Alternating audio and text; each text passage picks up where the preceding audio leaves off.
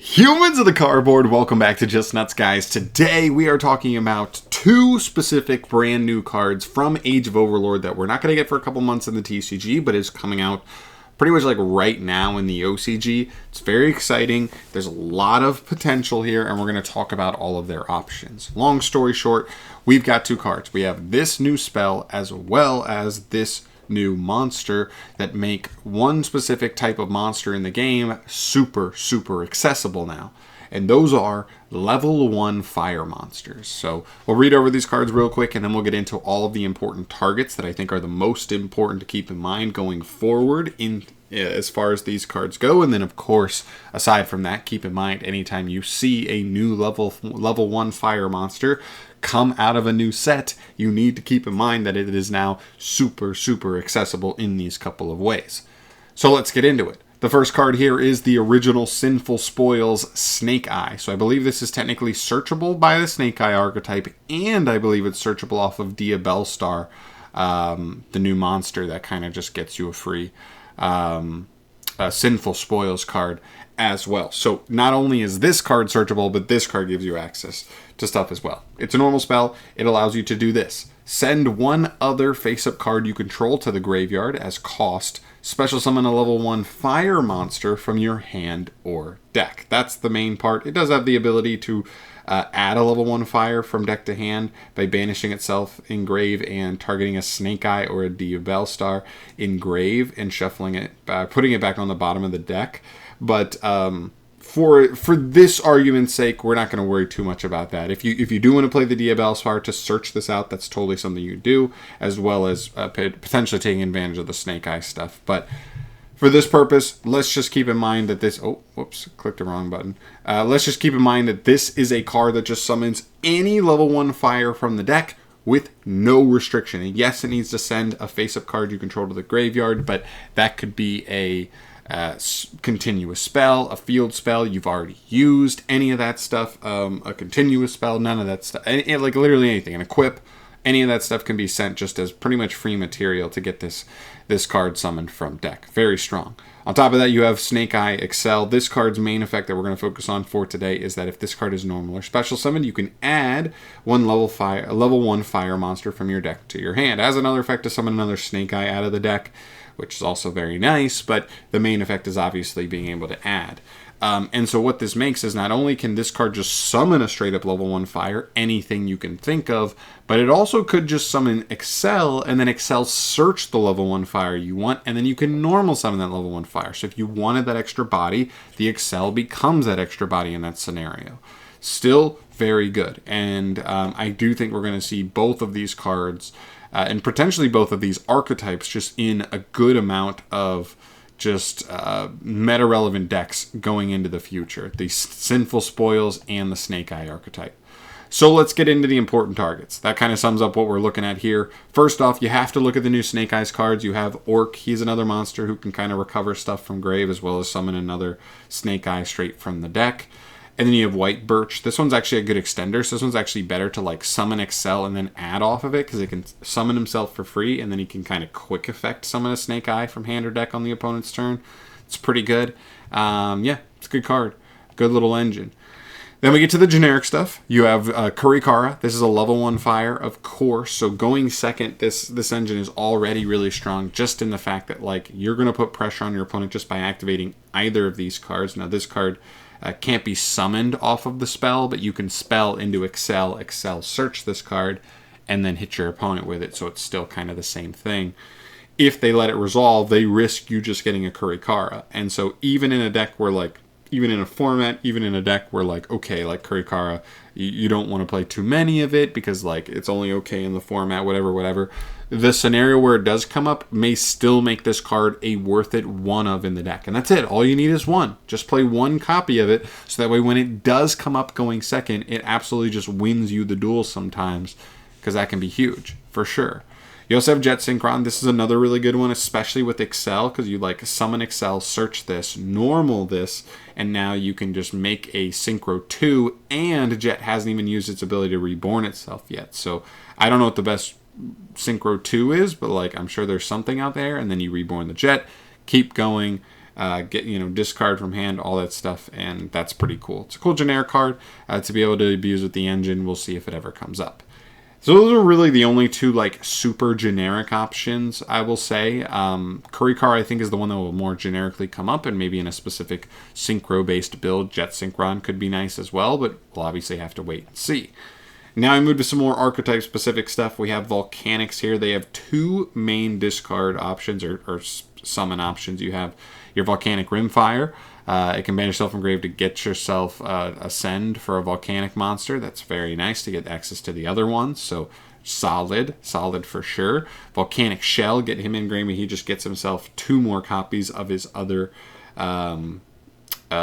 copies. So just getting you a ton of hand advantage. Those definitely could come up here. I would not be surprised if that ends up being a thing for the Volcanic Engine. We'll have to wait and see though, for sure. Next up, you have Rescue Ace Hydrant. This is another card to super keep in mind. I mean, we're expecting this deck to be one of the higher-end competitive decks in the TCG. It already is very good in the OCG.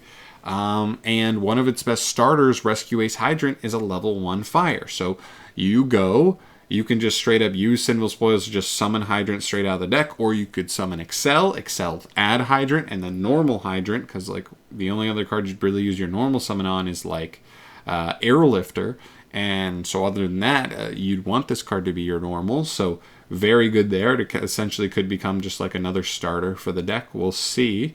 But yeah, that's pretty good. This card just gets you a search. It's a Stratus for the deck with extra benefits. It's cool.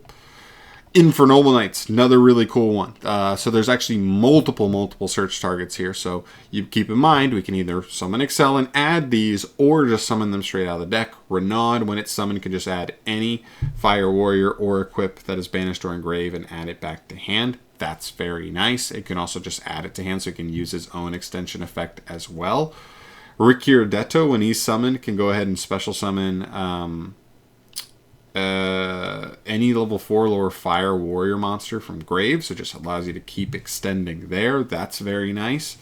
Roland, more of a recovery card, because if he's in grave and was sent there this turn on end phase, you can just add any Fire Warrior or equip spell from your deck straight to your hand, so good follow-up card there. As well as this new card, the Courageous Crimson Chevalier Bradamante. This card can pitch itself to target a warrior you control and equip it with an equip spell straight from the deck. Now, the only downside of this one is that it has to target a warrior. So if you were to like summon Excel and then search this card, you would still have to put a warrior on field. Unfortunately, this card wouldn't be able to just equip Excel with anything because he's not a warrior. But still could be an interesting piece there because of all the versatility, right? The 4 different level 1 fires that the deck is able to play. Makes this a pretty interesting deck to be able to take advantage of this new card. From there, we move to this stuff. Infernoids is actually a pretty big one. This is a deck that's kind of been waiting in the wings. A couple of years ago, it was actually a pretty good rogue deck. It would get tops here and there on the regional scene. It did pretty well. This is its number 1 starter card, Infernoid Decatron, and it's a level 1 fire. So yeah, you can just summon this out of the deck. You could summon Excel, search this, summon this, and go off with it. Pretty nice either way. There is one other level 1 the archetype has, which is Pure Mice, which is one of the, little DD Crow guys, one of those nice little extender guys. So I kind of like that you can either get your best starter in the entire deck in Decatron, or you can get an extender in Pure Mice. That's kind of nice having that versatility there. It's pretty cool. I don't know. I think Infernoids are actually getting a couple of interesting new toys going forward. We'll see what they end up taking advantage of, but this stuff's pretty cool for sure. Next up, we have TG Rocket Salamander. This is a starter for the deck, so being able to just go ahead and summon this straight off of that spell is actually pretty nice, especially since I think they got a new continuous spell as well that's quite good. So getting the possibility of like using that continuous spell, then sending it to just go ahead and get Rocket Salamander out of the deck anyway, seems like it could have some nice benefits. We'll see. I mean, listen, at the end of the day, it's TGs. I'm not even sure fully how good the new support is. It seems like it's going to be a little bit fragile, but of course it has like the ceiling to do some really powerful synchro plays. But we'll have to see where they end up there. Altergeist Paratrader. This card's just simply an extender. If this card is added from deck to hand, it just summons itself. So, you know... Oh, I'm sorry. No, this isn't the same one. I'm sorry. I was thinking of the other one. This one doesn't summon itself. This one actually can attack directly, and if it deals damage, you draw a card. And then if this card is sent from the field to the graveyard, you can Foolish any Altergeist card from hand, deck, or field. So you'd actually want to summon this one straight out of the deck, most likely, because he's going to get you the ability going second to like poke for damage, draw a card, get some advantage, and then also if you leave, when you link it off, leaves the field, go ahead and get yourself an extra Foolish anyway to kind of set yourself up for more stuff. It's cool, it's fine, but it's like the 6th best Altergeist monster. So it's probably not that good overall, or worth to play. If one of the better ones was like really good, if like Meluseek was a level 1 fire, then like we're definitely looking at this card for Altergeist potentially. But because it's like the 6th best one, definitely not worth it overall. And then the last card here, this one's like super fringe, but I will say if Konami were to come out and give like Laval's like insanely good support, this card, Laval Volcano Handmade, would probably have something to do with the deck being like playable in any capacity. So I figured I'd throw it in here just to know about if somewhere in the near future Lavals, we're still in 2023, we're in the year of fire. If Konami comes out with huge Laval support, keep an eye on this card as well as it pertains to these 2 new cards and this just new engine in general. It's very cool. So yeah, those are the most important targets to me. There may have been some other like small fringe stuff that could have been like okay, I guess. But for overall, these were definitely like the biggest, most important targets here for these new cards. Stuff is really cool. When these came out, I was like, wow, these are more generic than I thought they would be. And I never made a video talking about what exactly they could apply to that already exists in the game. But there's definitely some interesting stuff. Infernoids could already be somewhat competitive right out the gate. Volcanics could actually have something to say in the competitive scene. Here, Kurikara has been a really highly played card.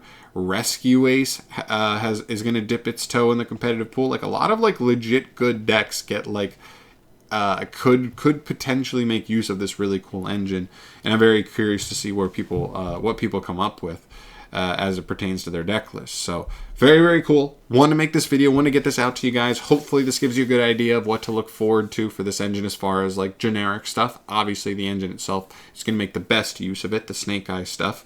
But I want to hear your guys' thoughts down below. What do you think is the most interesting thing here? Is there anything I may have missed? Something that may have slipped through the cracks as far as a good target for these for this new engine? I'd love to hear your thoughts down below, though. Thank you so much for watching, as always, guys. Let me know your thoughts down below on the stuff here. I will see you in the next video. Thanks for watching. Bruce.